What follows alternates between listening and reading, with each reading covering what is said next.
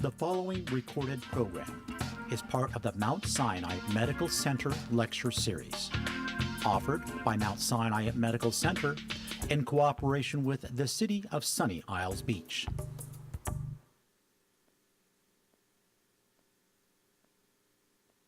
Good morning, everyone. My name is Dr. Liz Etkin Kramer. I'd like to thank Mount Sinai for hosting this lecture and letting me talk about something that's my passion. The way I typically structure these lectures is I go through the medical aspect of it, and then I invite people up to talk for a few minutes who have experienced or has an understanding of what I'm talking about, and I call it my Yodea posse. Yodea is a nonprofit organization that I and a few like-minded people started to educate the community about hereditary cancers in the Ashkenazi Jewish community and facilitate cost-effective testing. Before I even get started, I will let you know we do have testing today that's very inexpensive. I make no money off the testing. I just get the satisfaction that I know I'm doing the right thing. So the lecture is called What's Jewish About Breast, Ovarian, and Other Cancers. Again, my name is Dr. Liz Etkin Kramer, and I'm going to give you some information about a test that can potentially save your life and the life of your family members. I'm a gynecologist. I'm at Mount Sinai in Miami Beach. And as a gynecologist, I take my job very seriously. And part of my job as a gynecologist is ensuring of breast and ovarian health in my patients. So when we talk about breast cancer and risk assessment, there are various different ways that we talk about it. And risk assessment is kind of a cool phrase that we use nowadays in medicine. Okay, you get risk assessed for risk of fracture when you get your bone density. You get risk assessed in terms of heart disease when you get your cholesterol, and whether or not what we should do if you have this risk or that risk. So it's very similar. It applies to breast and ovarian cancer health. And when we do this, we do talk about family history, which is very important. We talk about breast density, which is important, and it makes us do different things in that risk population. And we also talk about other things like smoking, which increases your risk of ovarian cancer, not to mention lung and cervical cancer, breastfeeding, which decreases your risk of breast cancer, birth control pills, which decrease your risk of ovarian cancer. If you want more information about any of these, I have a website, yodea.org, but if you, and I'll explain this to you after, if you want to talk about the general aspects of different risk factors for breast and ovarian cancer, Bright Pink is a wonderful resource for you. I encourage you to go on it. You can do your own risk assessment and bring it to your doctor's office. But the crux of the matter in the Ashkenazi Jewish population is genetic testing. And it's through genetic testing that we truly make an impact in terms of our risk assessment for breast and ovarian cancer and certain other cancers. And why I care about this is that 1 in 40 Ashkenazi Jews, and I want this to sink in with you, 1 in 40 Ashkenazi Jews will carry a BRCA mutation regardless of your family history. So if you have family history or you don't have a family history, and most don't know. So that's 1 in 40. And why I care about BRCA mutations is that in women, BRCA mutations is associated with a very high risk of breast cancer, 80% lifetime risk, and a high risk of ovarian cancer, 50% lifetime risk. The age at which cancer is identified is younger, like in their 30s. So we have a conversation with these people before we even get to where we would normally talk about breast cancer risk. And in men, because this is an equal opportunity gene, they have a 20 to 30% lifetime risk of prostate cancer, and this tends to be an aggressive prostate cancer, as well as male breast cancer. And both men and women have an increased risk of other cancers, including pancreatic and melanoma. Again, this is why I care.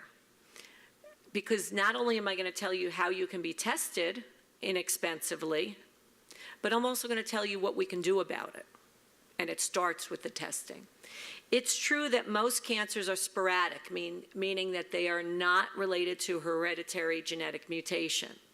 But there is a huge number of hereditary genetic mutations, 10%, that we can address in all breast cancers, as well as familial breast cancer that may be related to other genetic mutations that don't have as what we call as high a penetrance, meaning as high as a risk of breast cancer.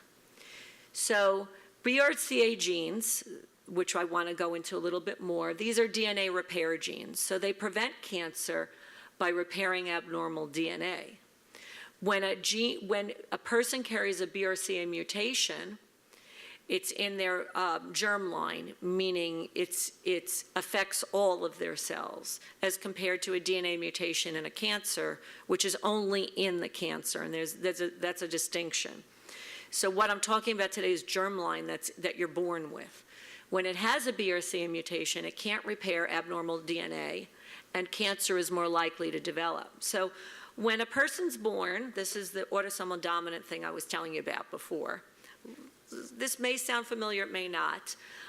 We're born with one gene from our mother and one gene from our father. And when something is autosomal dominant inherited, that if in particular with cancer predisposition genes, one gene already is not working. So you've got one gene left that works, and it may not work as well as we thought that it would work. So it may not, that one gene may not even be normal. And once you get exposed to other things in the environment, things that we can't put our finger on, perhaps radiation, perhaps pesticides, perhaps carcinogens, the second gene doesn't work. And that's why cancer develops, because you can't prevent the DNA, the individual cells, from propagating, from dividing and replicating. But because in hereditary cancer genes, one is already not working, cancer is more likely to develop, and cancer is more likely to develop at a younger age. So these genes, I said, are autosomal dominant. So if you've got a person in the family that carries one of these genes, so somebody that we identify as carrying a BRCA gene or any of these other autosomal dominant genes that we're going to talk about, their family members, their first-degree family members, have a 50% risk of inheriting that gene. So they too have that risk of cancer. It's an equal opportunity gene. It's on men and women can carry these genes, but clearly the effects are quite different in men and women. The cancer burden, unfortunately, is more seen in women. And these genes are very, very, very well studied. So there is tons and tons of data on it. So the chance of carrying a BRCA mutation without a family history in the general population is about 1 in 500, maybe 1 in 300 to 1 in 800, on average 1 in 500 or 1 in 400, in that range without a family history. So it's not very common. We wouldn't be talking about this if it was that uncommon. But in Ashkenazi Jews, the chosen Ashkenazi Jews, 1 in 40 will carry this genetic mutation. So it's 10 times more likely in Ashkenazi Jews to carry this cancer predisposition gene. This is independent of family history. It's seen in equally in both men and women. So to translate that, so there are probably about 40 people in this room. 1 in 40 Ashkenazi Jewish women will carry an 80% lifetime risk of breast cancer, and most don't know. 1 in 40 Ashkenazi Jewish women have a 50% chance of developing ovarian cancer, and they don't know. Ashkenazi men, 1 in 40 will carry a 30% lifetime risk of prostate cancer and male breast cancer, And 1 in 40 Ashkenazi men and women have an increased risk of pancreatic cancer and melanoma. And most don't know.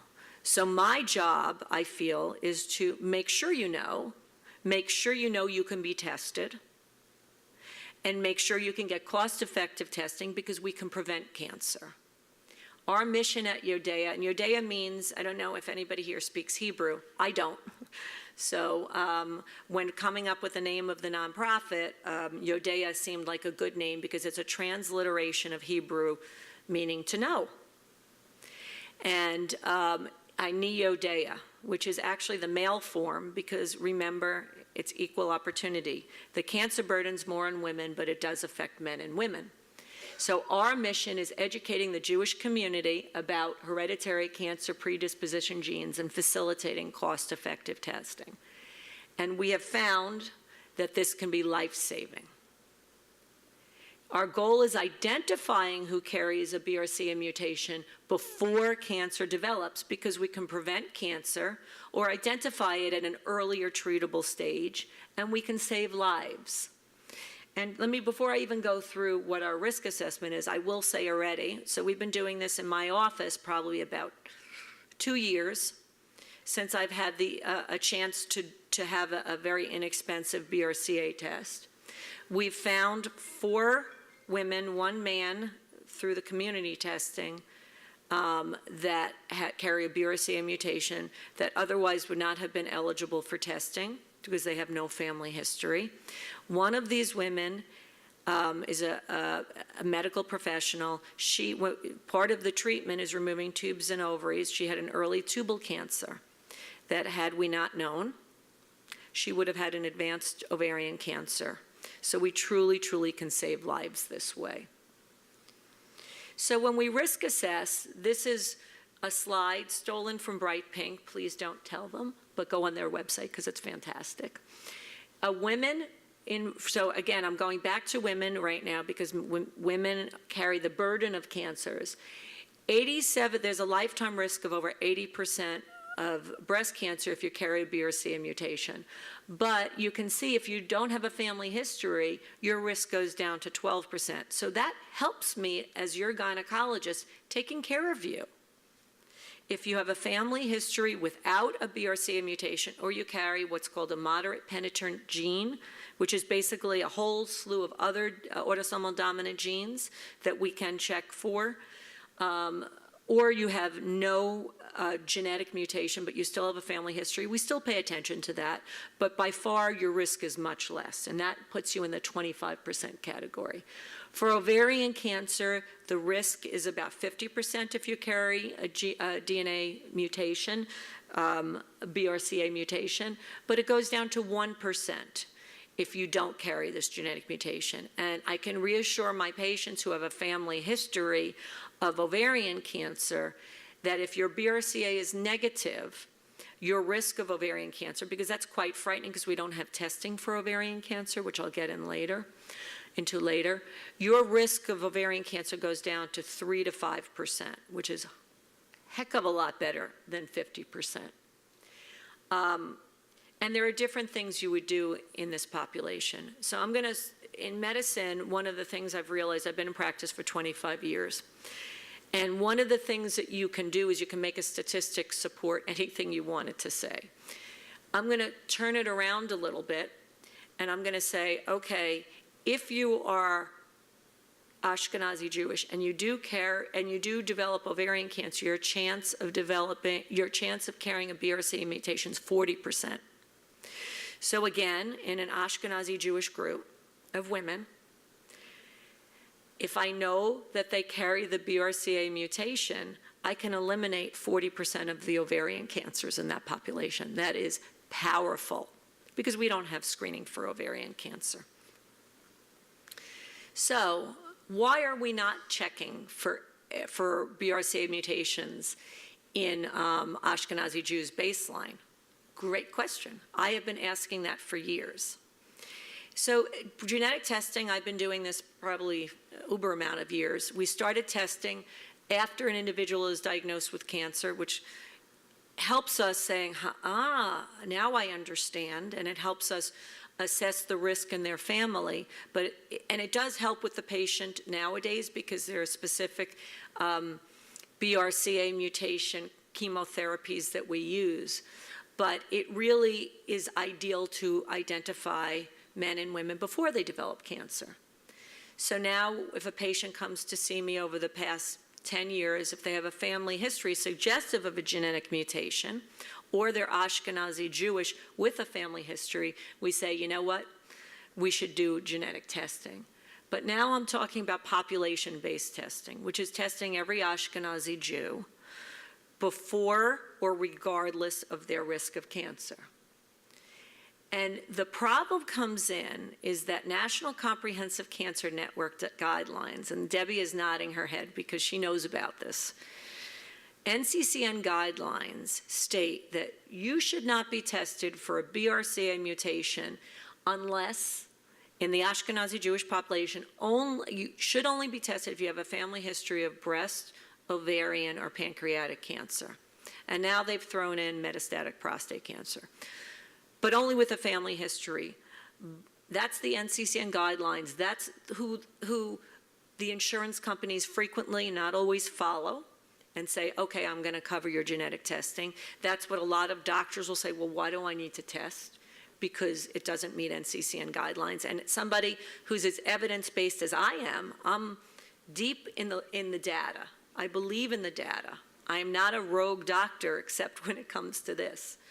The studies haven't caught up, the guidelines have not caught up with the studies. If we follow NCCN guidelines and only test Ashkenazi Jews if they have a family history, we will miss over 50% of men and women who carry a BRCA mutation and miss a huge opportunity to prevent cancer. So that's why I'm advocating population-based testing.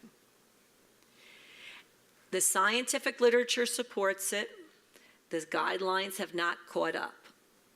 So we in the Jewish community and in the medical community and a community that cares about everybody else in our community, we need to take it upon ourselves and say this is not acceptable. We can prevent cancer and prevent aggressive cancers if we had this knowledge. We need to change the guidelines. Until these guidelines are changed, what we can do is get very inexpensive genetic testing and then do the conversation after how we prevent cancer in your risk assessment. So they talk about it now, finally. They've been doing it elsewhere for many years. And their argument when I went up to all these academics who do the testing, who do the research and said, I'm not getting this, why are we not doing it? The first argument was, well, of course, the cost. The cost up until 2013 was only through Myriad, and it was thousands of dollars. In 2013, when one of my many meetings with them, I finally got them down to $500 for BRCA testing, which really is not sustainable because it's not at a price point that we can really do good testing. And then when the cost of testing came down, the question in the academic community is, well, how do you do it? You do it like this. You have these conversations and you do it. It's like Nike, just do it. So they started doing population-based testing. And remember, when you publish research, the research and the findings are known before it's published. So this has been going on for over a decade. So it started going in the literature. One of the better ones came out in Toronto in 2010 by Steve Narod and Karen Metcalf, and he's brilliant. And when I sat down with him at a BRCA meeting a handful of years ago, I said, again, why are we not doing this? And he said, well, I'll do it. I said, but that's not the point. We all need to be doing this. And in Israel in 2014, we have Efrat Levy-Lahad that said, just do it. And she did testing in Israel, and it was fantastic testing. And we recognized not only about the 1 in 40, but also that if you test, you still have a very high risk of developing cancer, even if you don't have a known family history. In the United Kingdom, there were studies that showed that it was cost-effective, even in socialized medicine, it's cost-effective, even if you have one grandparent who's Ashkenazi. And I tell that to patients in my practice when they say to me, well, I only have one grandparent, it's still cost-effective. And now here we are in the US. So finally, they started a study, because we are still trying to figure out how to roll it out. I'll tell you how I think we should roll it out. This is called the before study. So if you have relatives in various cities, they are eligible for free testing, but only for free BRCA testing. But you have to be living in those cities. So this is a study that was started last year, and they're doing it as a web-based study, meaning you get your genetic counseling ahead of time. And then you go with your little lab slip that you print out, and you go to the local lab and get tested. The problem I see from that is, one, the studies have really shown that unless a doctor says you should be tested, most people don't get tested. And the more barriers we have to testing, the less likely people are to be tested. So if I had a handful of people and I said, I think you should be tested, and I give them a slip to go to the lab, only a certain percentage will go to the lab. Which you might say is their decision, which is true, but every act that I have, every barrier I put up, decreases our ability to test people and get answers and prevent cancer. So as I said, this wonderful before study came out, and it's only in Boston, New York, Philadelphia, and Los Angeles, and not in Florida. Hopefully it will be coming to Florida in the next handful of years, but the longer we wait, the more chance we have for women and men to develop cancer that could have otherwise been prevented. So here we are with Yodea. We talked a little bit about genetic testing. The lab I use when I go to community centers and in my office, if you don't meet that guideline, if you're that 1 in 40 and you don't meet the NCCN guidelines, so insurance is not going to cover it, I use color genomics. Again, I have no financial association with color genomics. Yodea has no financial information relationship. They have given me their reputable genetics lab that works with a lot of different medical studies and a lot of different providers, and they have basically given me the ability to offer $99 genetic testing. They also have a $250 multi-gene testing that they're offering for $99 testing as well. What's multi-gene testing? It's checking for 30 different cancer predisposition genes for $99, which include the BRCA. So when we talk about if there's science behind it, yeah, there's science behind it too. It doesn't confer, these genes may not confer the increased risk that BRCA has in terms of an 80% lifetime risk of breast cancer or a 50% lifetime risk of ovarian cancer, but they do have mutations that pertain to Ashkenazi Jews. So interestingly, APC IO13K, and it's a long mouthful, I know. This is seen in Ashkenazi and Sephardic Jews. And somebody asked me before, am I Ashkenazi? Well, 90% of Jews in the United States are Ashkenazi. And the way we joke about it in our office is that if you know, if you're Ashkenazi or Sephardic, you're Sephardic. If you don't know, you're Ashkenazi. So Ashkenazi is Eastern European. And 90% of Jews in the United States are Eastern European. So this gene is more common. In fact, up to 10% of Ashkenazis carry this mutation, which is actually more common than the 1 in 40 if you think about it. But the risk of cancer in the colon is not very high. It's only about 8 to 10% lifetime risk, which is higher than the general population. And there are guidelines what to do if you carry this gene. Well, you do colonoscopies every 5 years. Okay, doable. Hashtag prevention cancer. Colonoscopies every 5 years, you start it at 40. Because you can take out a colon polyp before it develops into cancer. Check 2 is seen, there's a mutation in the Ashkenazi Jews, which increases the risk of breast cancer, and that is where family history does come into play. So if you carry a check 2 mutation, the risk of breast cancer goes up in that to the 20%, not 80%, 20%. But if you do have a family history, it does bump it up a little bit, and we have a different conversation. How do you prevent cancer? There's also Lynch syndrome, where there's an Ashkenazi Jewish mutation, which is associated with colon cancer. And we have screening tests for colon cancer, as you know, but these patients would be getting colonoscopies every year. And they also do have an increased risk of uterine cancer that could be very high, and ovarian cancer. And remember I said, we don't have screening for ovarian cancer. So this, to me, when I'm trying to assess somebody's ovarian health, would be a good thing for me to know. So we talked a little bit about these genes. As I said before, most people will be negative, so most are 39 out of 40. But if they have a family history, we still follow them a little bit closer. And a little bit less than half, maybe even a little bit less than that, are associated with autosomal dominant cancer predisposition genes in familial breast cancer. And then we talk about SNPs, SNPs, which is a very fancy name, but that's going to be coming down the pike. That's not ready for prime time yet, and they're doing studies. SNPs are not autosomal dominant genes. So if you have, these are little genetic variations that you can have a lot of or a little.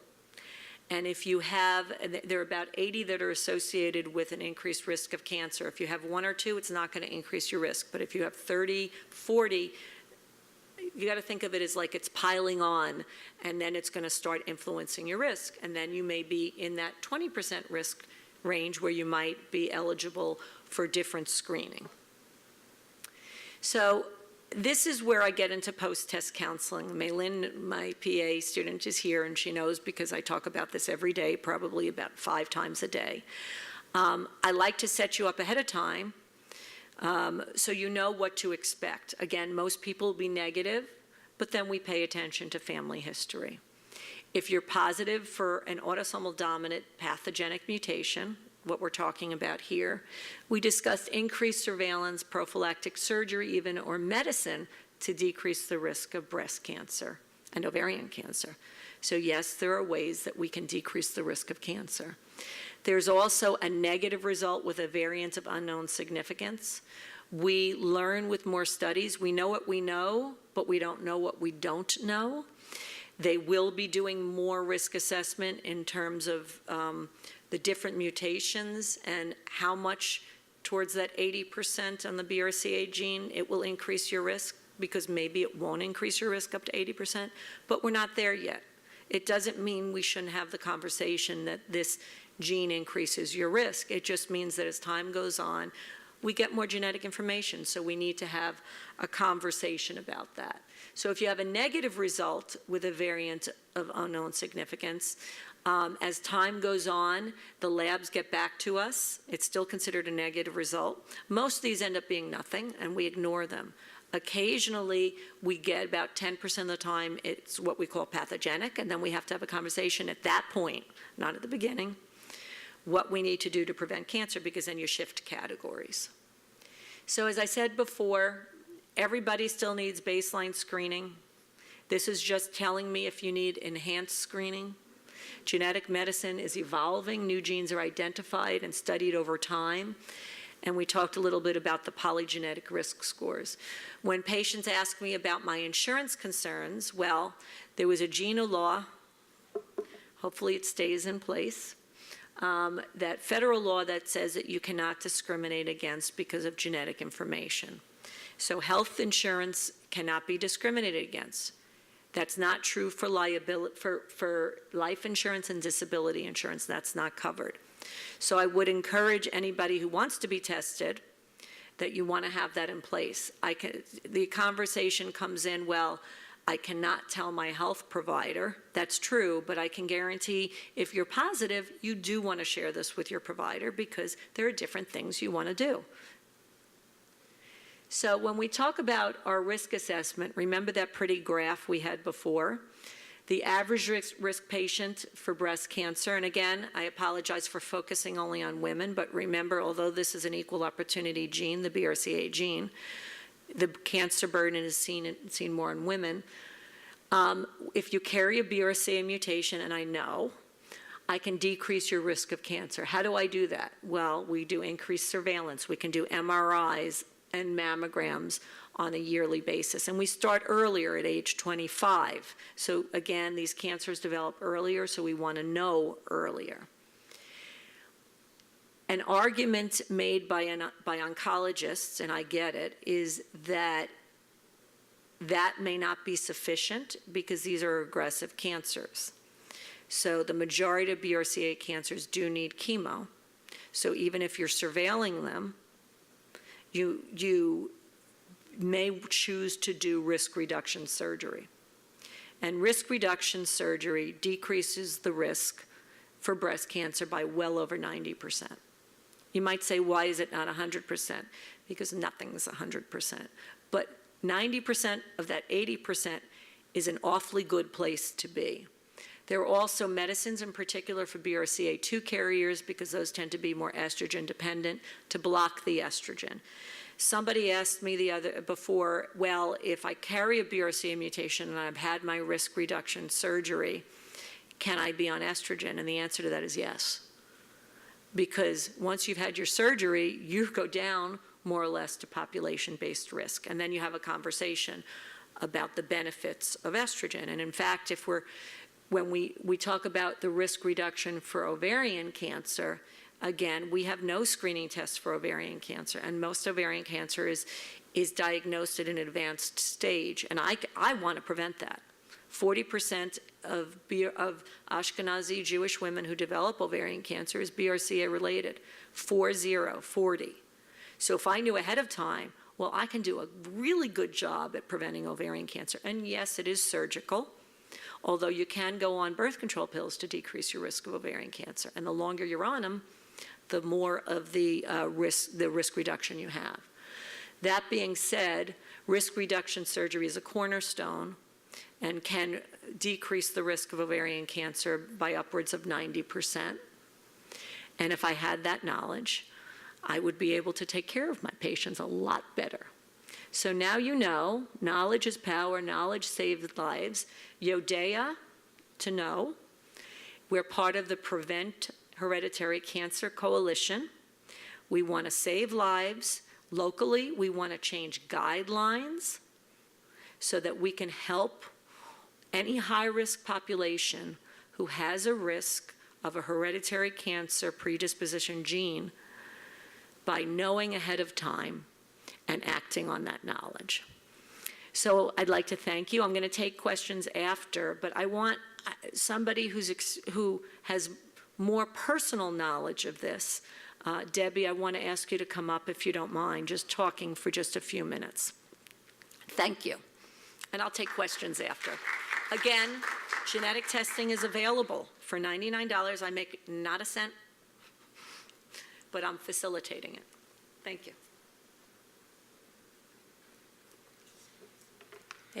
My name is Debbie Twain. Thank you very much, Doctor, for sharing all that information, because really it can save lives, as she says. Unfortunately, in my case, it was a little different. I had family history. My mom, 3 of her sisters.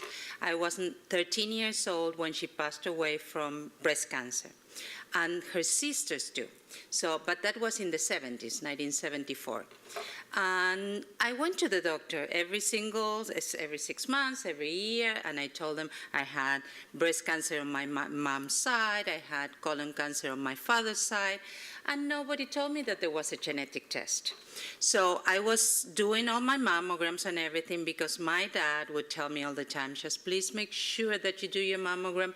Prevention is really important. You saw what happened with your mom. So I was doing that on a 6-month basis. In December of 2009, I did my mammogram ultrasound, and after 4 months, I felt something in a lump, a really hard lump in my breast. And I went to the doctor, and he was amazed because he was looking at the mammogram, and he could not see it in December, and it was 4 months later. So they did the lumpectomy, they tested the lump, and they discovered that it was triple negative. Triple negative breast cancer grows really fast and is really very difficult to fight. So then the doctor said, well, let's do the genetic testing. So in my case, it was after that they did the genetic testing. We could not prevent this from happening.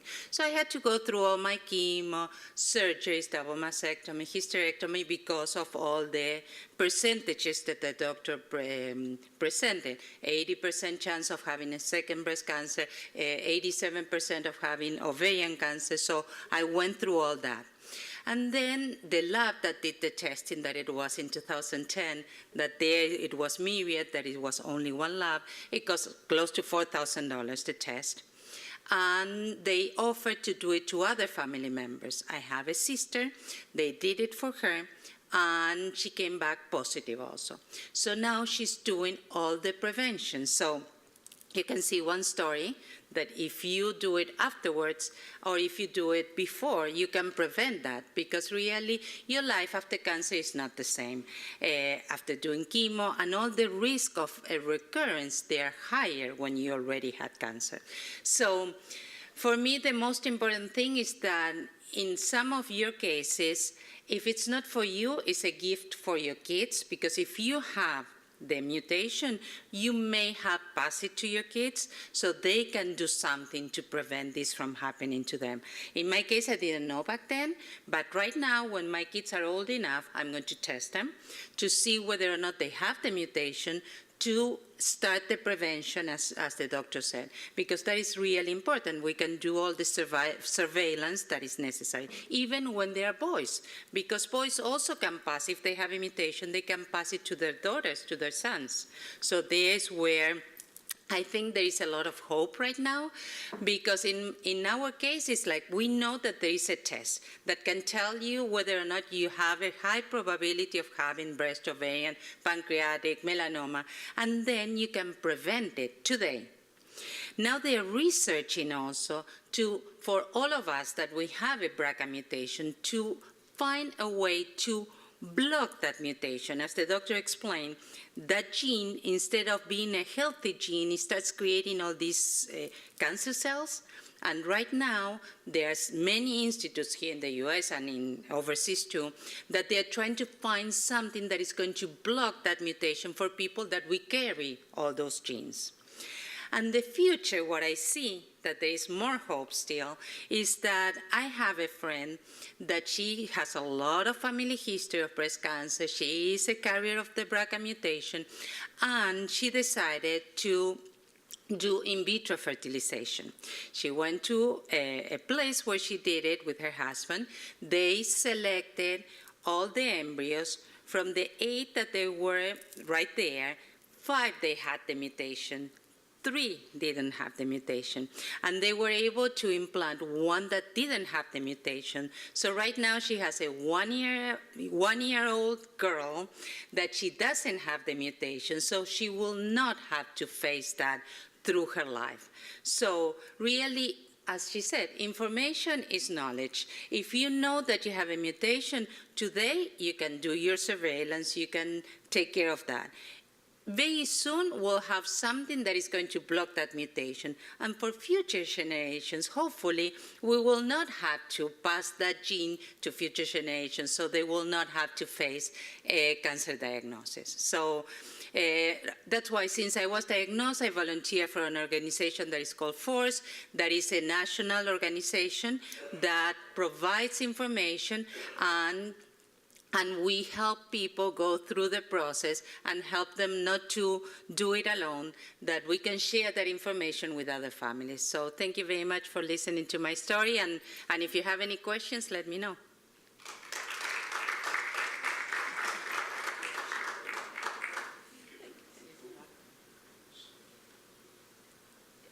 So it resonates when you hear from somebody who has had to go through this.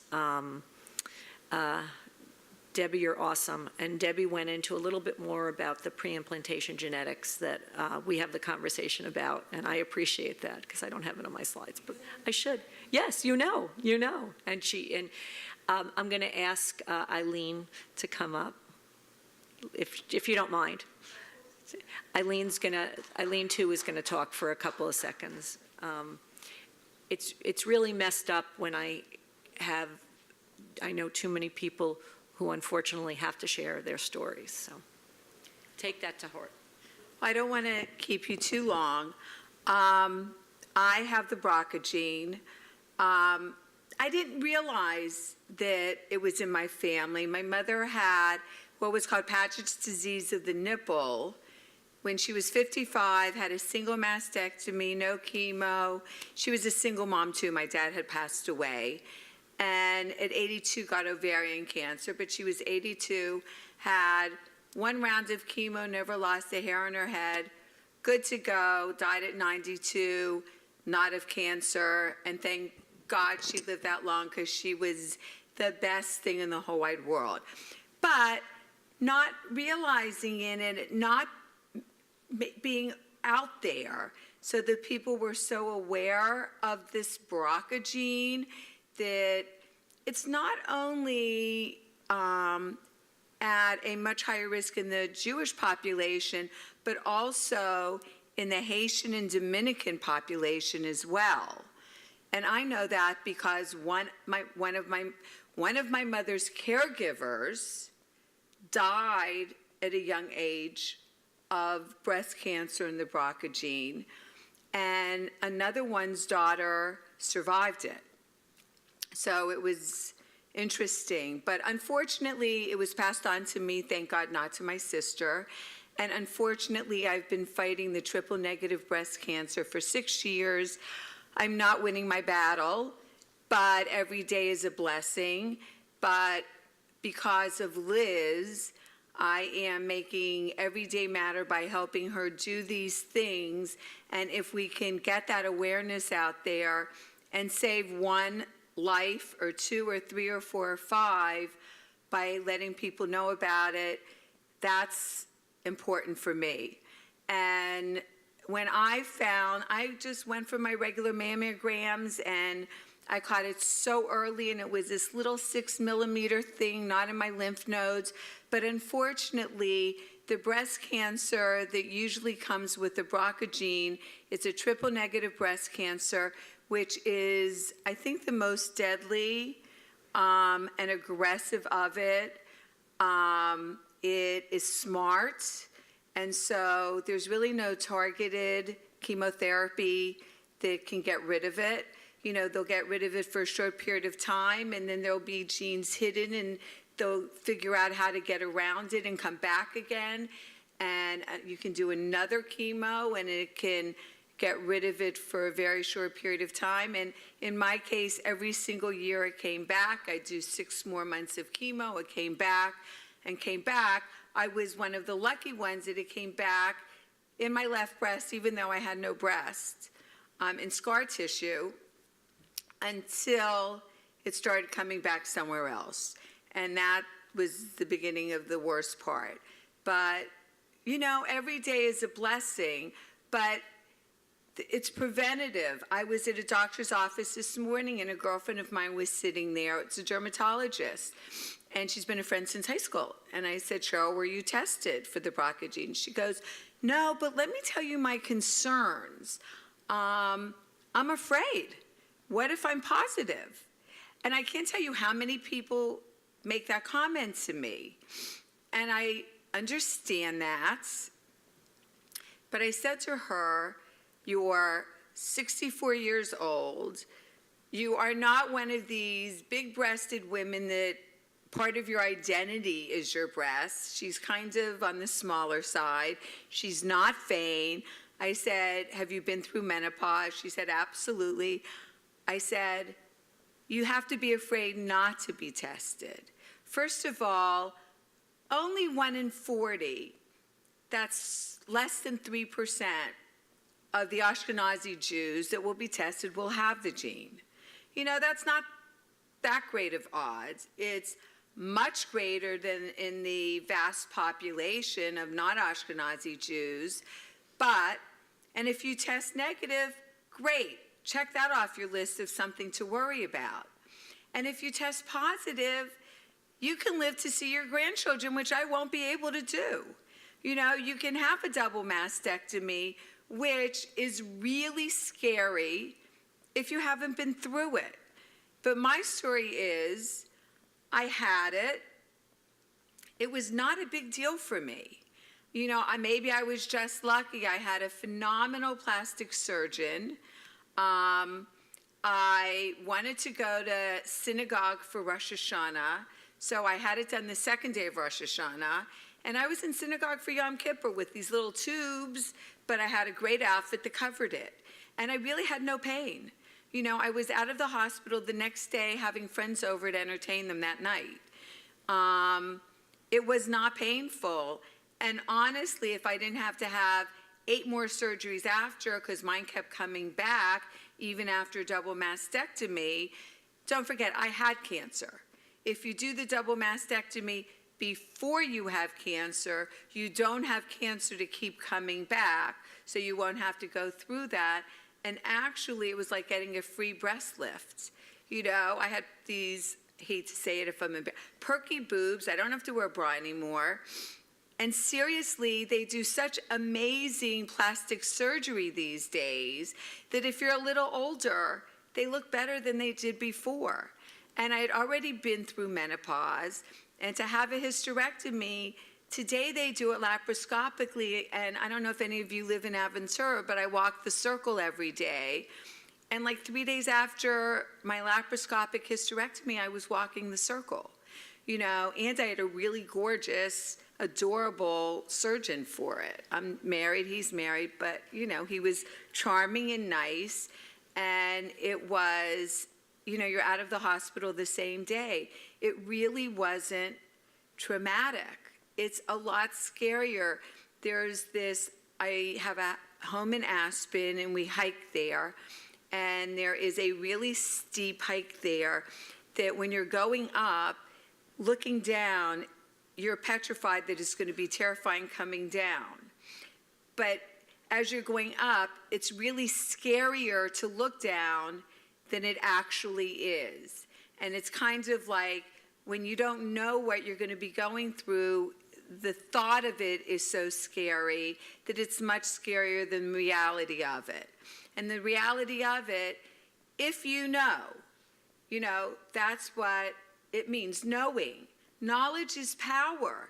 You need to take control of your life. You can't be afraid. You need to, and even when you're going through any medical thing, which I know over a certain age we go through so many medical issues that you can't just believe it or not. And Dr. Kramer is the most amazing doctor, but you have to take control of your medical treatment and your life.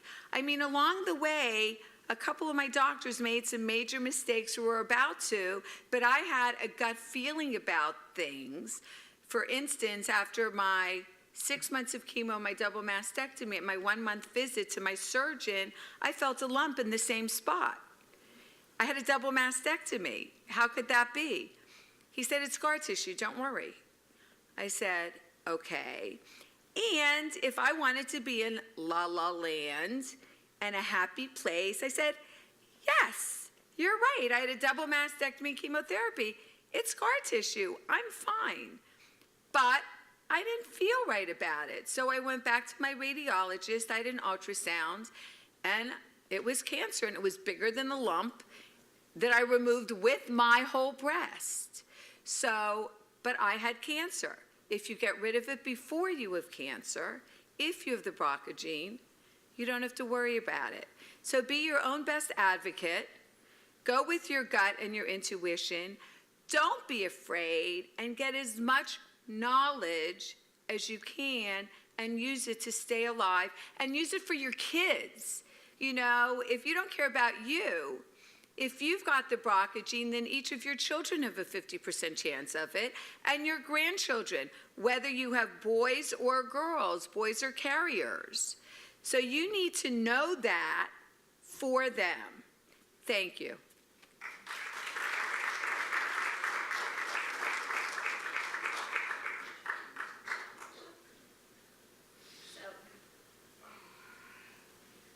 You can accuse me of stacking my speakers because both Debbie and Eileen are very heartfelt speakers, and I thank them for telling a very, very personal story. I wish it wasn't as common as a story as it is, and that's what we're trying to do. So I'm happy to answer any questions now from the medical standpoint. Again, we have very inexpensive testing in the back. It's $99. You can do a BRCA, you can do a multi-gene that we talked about. You just can't have eaten or drank for half an hour beforehand.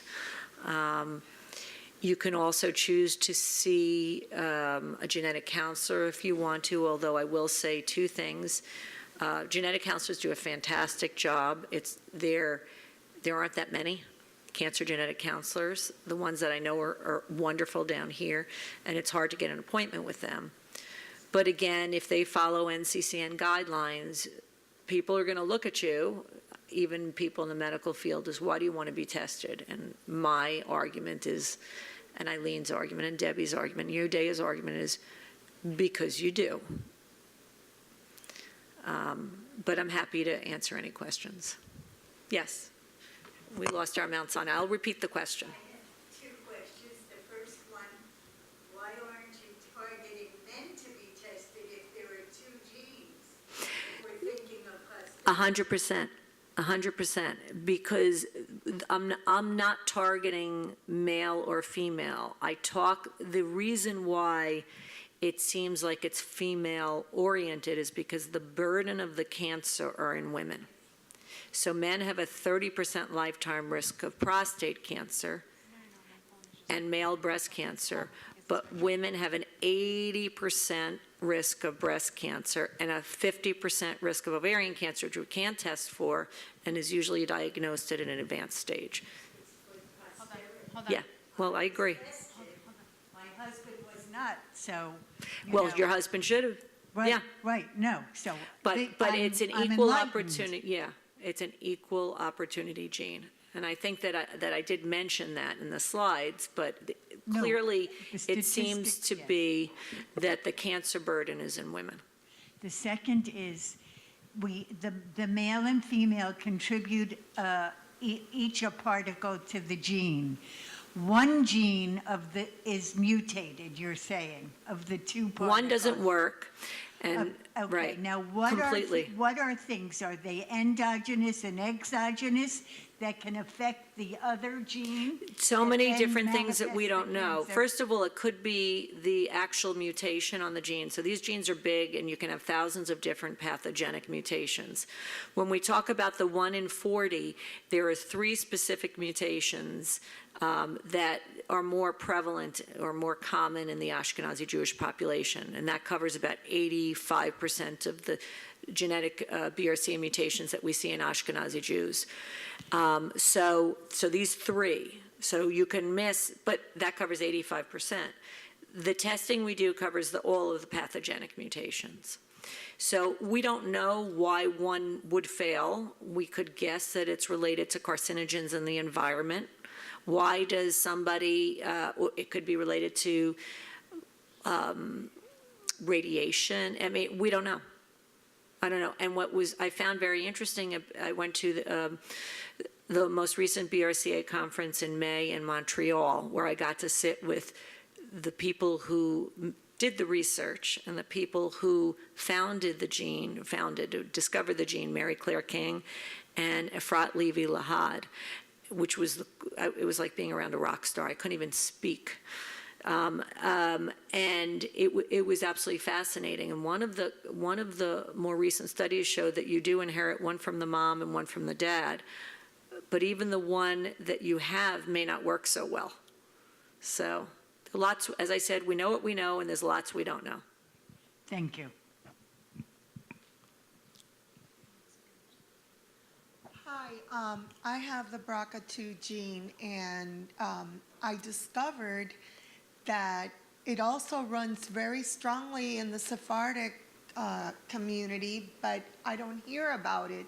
Like, we're not told about it, and a lot of Sephardi families are just not testing for it. So in the Sephardic community, without a family history, there is a founder mutation, like those 3 that I was talking about, but the risk of carrying that founder mutation without a family history is 1 in 400. Now, it could be a couple of things. One is you're that 1 in 400. It could be that it's not one of the Ashkenazi Jewish 1 in 40 genes, or it could be that it is, and you may have some Ashkenazi ancestry that you're not aware of. It could be any of those. Or it could be a family history, and therefore you're not the 1 in 400, it's something else. But as I said, so if we're looking, when I talk population-based, when I talk, go get tested, and then you have your conversation after about how to risk assess you, because that gives you all the information. When I talk about the 1 in 40, that's regardless of family history. So that 1 in 40 in the Sephardic population would be 1 in 400. So family history still comes into play. So that may be why. Thank you. Hi. Hi. My sister's 75, and she just got early stage cancer and had lumps removed and had radiation. Now, I'm 78, so am I now, this was all new to us, am I now, should I have testing, and should I be more aware? So you should be aware. It may confer a slight increased risk at this point on the basis of family history. But if you went by, remember the NCCN guidelines, regardless, it doesn't make any differentiation on age. So Ashkenazi Jewish plus breast cancer equals BRCA testing. So your sister should be tested first. You can choose to be tested. So when you look at the graphs, and this is where it gets a little bit confusing and it's very individualized. So if I talk about the 80% lifetime risk is talking about somebody who's in their 20s being diagnosed, lifetime risk. If you're 70 years old and you have a BRCA gene, your lifetime risk is not 80% because you've lived this long without cancer. So this is where I even get confused. So I have to plug it into a calculator and figure it out. And there are calculators out there, but it's still an elevated risk compared to the 12% or the average risk patient, but it may not be the 80% risk. So the longer you live without having developed a BRCA cancer, the less likely you are to have a BRCA cancer. So it's a little bit of a weird kind of statistic. Overall, the risk is 80%, but that's throughout life. It gets confusing. I get confused sometimes. Sir, ma'am, sorry. Hi, good morning. Hi, good morning. I have a question. You mentioned that birth control pills and estrogen might be like one of the solutions to it. But from what I understand, taking hormones, it's like also makes you more likely to develop cancer? So, okay, so we're talking somebody with a family history of ovarian cancer or a family history or personal BRCA mutation or another mutation that increases the risk of ovarian cancer.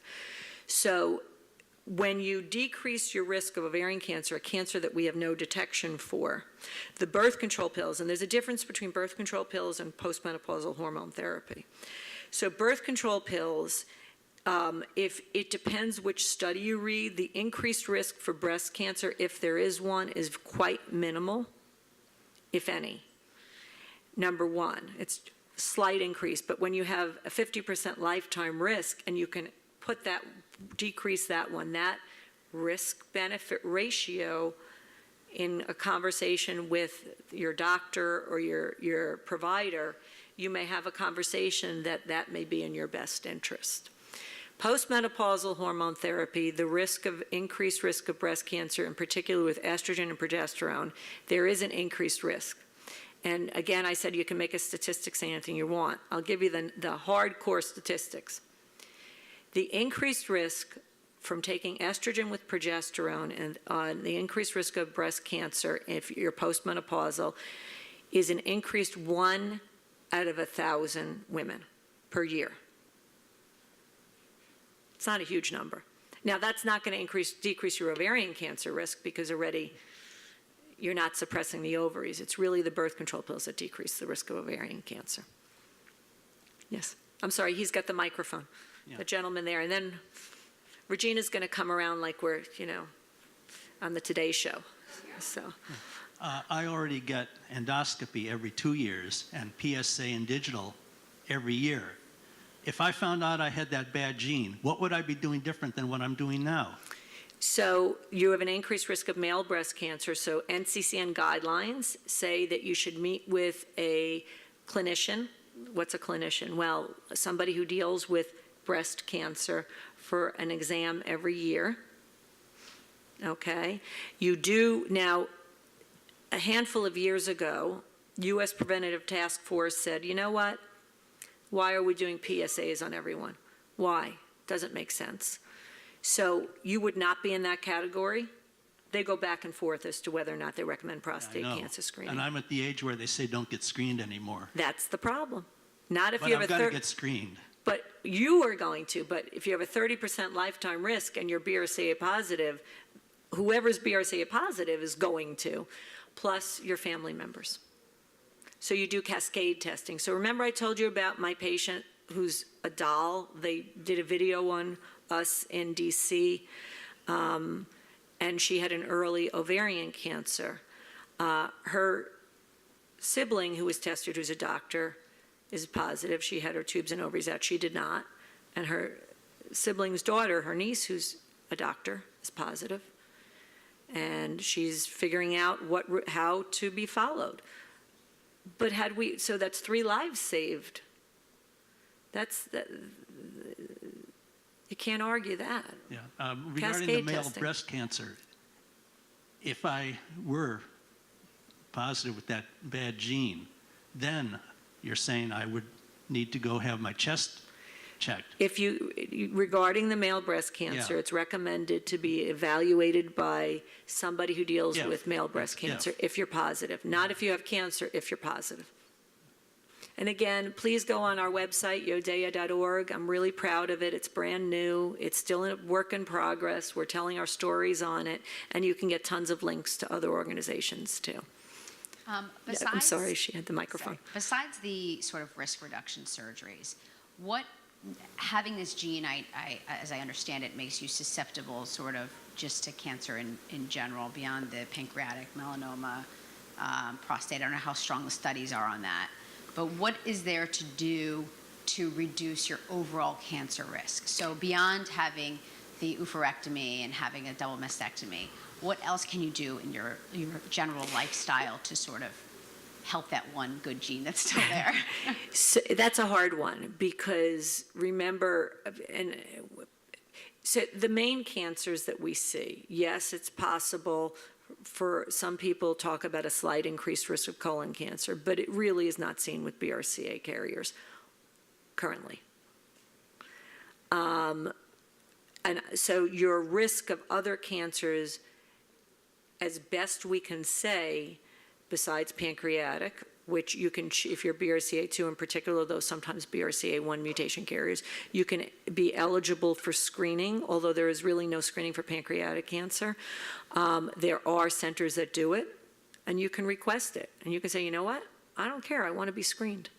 I have a higher risk. So Ashkenazi Jewish pancreatic cancer, 15% of them will be BRCA positive, 12 to 15%.